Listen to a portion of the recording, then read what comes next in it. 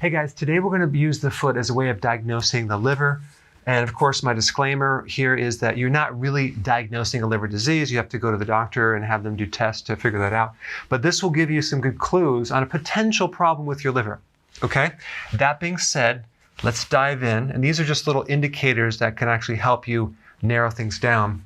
First thing we're going to talk about is the little red and brown dots. They can be larger and smaller. And you can also have like a little shininess to them. They're usually on the lower leg. That is poor circulation. And that is usually a liver problem. It could also be diabetes.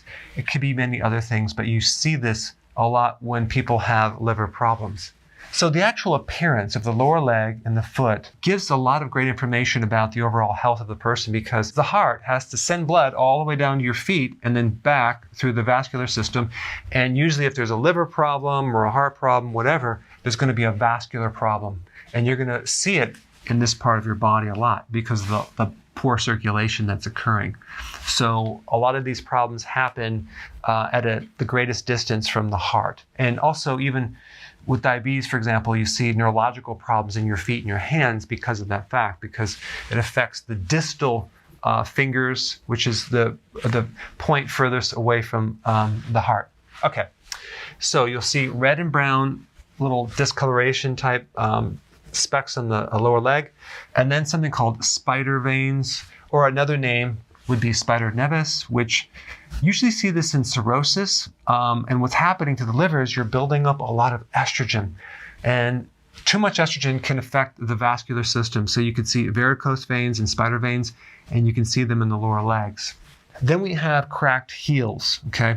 This is usually a vitamin B3 deficiency or an omega-3 fatty acid deficiency. Why? Because one of the functions of the liver is to make bile and help you absorb these fatty acids, not just omega-3 fatty acids, but vitamin A, which could be involved in the skin, vitamin E, which could be involved in the skin. Those are fat-soluble vitamins. But vitamin B3 also affects the skin.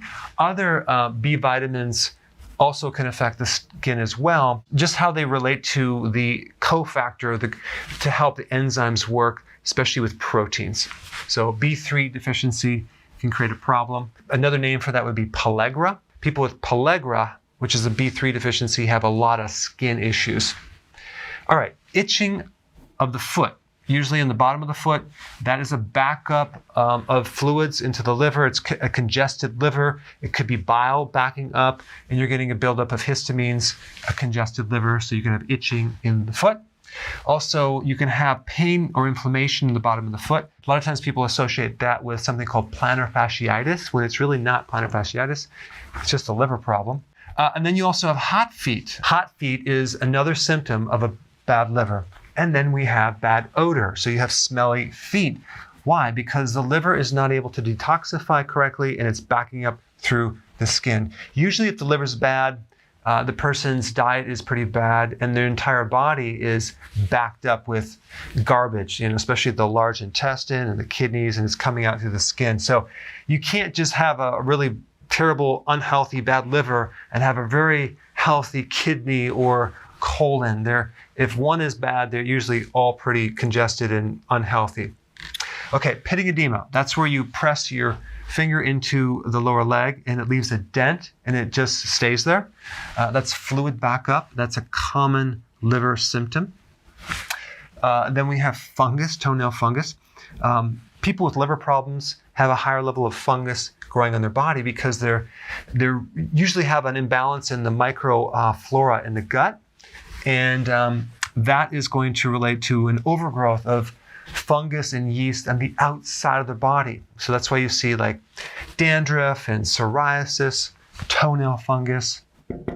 And then the nail bed, and it could actually happen on the hands or the feet. The nail bed is going to be white. You're going to usually lose that little moon-shaped thing, luna, down here. So it's going to be white because of the poor circulation that's occurring on that nail bed. All right, so then the next question is, what really causes liver problems? A lot of things. One big one is the side effect from medications. Another one is a lot of sugar in the diet, especially high fructose corn syrup. cooked foods. So if you're just having canned foods, which are pasteurized, and you're not having anything raw, that's eventually going to be very, very hard on the liver and the kidney.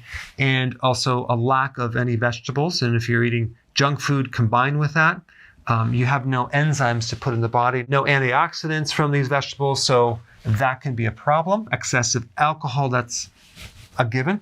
And then excessive protein. So if you're doing massive amounts of protein, it built up a lot of nitrogen waste. Over time, that can then overload the liver and the kidney and put a lot of stress on it. So if there is liver damage or kidney damage, you want to go a little lower on the protein, higher in the vegetables. Okay, so now what is a good diet for the liver?